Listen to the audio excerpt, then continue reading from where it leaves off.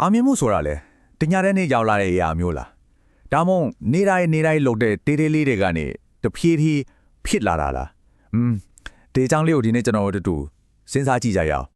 ကဲဒီလိုမိကုံးလေးတစ်ခုကိုစဉ်းစားကြည့်အောင်နော်ရေစီတစ်လုံးကိုပေါ့တခါတည်းနဲ့ပြည့်တော့အောင်ဖြည့်လို့ရမလားလဲဟုတ်တယ်အဖြေကတော့ရှင်းရှင်းလင်းနဲ့မရနိုင်ဘူးလေ ဒါပေမဲ့လေတကယ်ဘဝမှာတော့ကျွန်တော်တို့ကအဲ့လိုမဟုတ်ဘူးဟုတ်တယ်မလားအရာကိုအမြန်ရခြင်းတယ်ချက်ချင်းအောင်မြင်ခြင်းတယ်ရလက်တွေကိုချက်ချင်းလက်ထဲမှာမြင်ခြင်းနေတာအဲ့လိုစိတ်မျိုးကလူတော်တော်များများမှရှိကြတာပဲလေ အဲ့ဒီလိုစိတ်မျိုးအတွက်လေမြန်မာမှာအရန်ကိုမသားစရာကောင်းတဲ့စကားပုံလေးတစ်ခုရှိတယ်အဲ့ဒါကတော့ရေတခါတည်းမဖြစ်နိုင်တဲ့ကြားလိုက်ရင်တော့ရိုးရိုးလေးပဲနော်ဒါပေမဲ့သူ့မှာတကယ်ကိုနက်နဲတဲ့အတိပ္ပယ်တွေအများကြီးရှိနေတယ် ဟုတ်တယ်အတိမ်ပေကဘာလဲဆိုတော့အရာလုံးဟာထဖြည်းဖြည်းနဲ့ပဲဖြစ်လာတယ်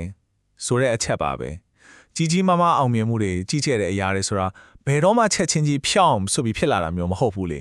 ဒီစကားပုံလေးရဲ့အရေးအမြစ်ကိုပြန်ကြည့်မယ်ဆိုရင်ပေါ့နော်ရှေ့ခေတ်တုန်းကဆိုရင်ရေစစ်ထဲရေဖြည့်ခြင်းတဲ့အခါရေတွင်းကနေခွက်လေးတစ်ခွက်နဲ့ခတ်လိုက်သွားထည့်လိုက်တစ်ခွက်ပြီးမှတစ်ခွက်အဲ့လိုဖြည့်ချင်းဖြည့်ခဲ့ကြရတာတစ်ခါတည်းနဲ့ရေစစ်ကြီးပြည့်သွားတယ်ဆိုတာမျိုးလုံးဝမရှိခဲ့ဘူး နဲကျွန်တော်တို့ဘဝတွေကလည်းအဲ့ဒီစေးကြီးနဲ့တူတူပါပဲနေတိုင်းလုပ်တဲ့တေးသေးလေးလို့ထင်ရတဲ့အလုပ်ဒီစူးစမ်းမှုလေးတွေအဲ့ဒီအားလုံးစုမိသွားတဲ့ခါမှာနောက်ဆုံးကျတော့ကြီးမားတဲ့အောင်မြင်မှုဆိုတာဒီဖြစ်လာတာပါ ဆိုတော့အရေးကြီးဆုံးကဘာဖြစ်မလဲဟုတ်တယ်မရက်ပြလိုက်ဖို့ပဲဆက်ပြီးတော့ဒါလုံးနေဖို့အဲ့ဒါအရေးကြီးဆုံးပဲ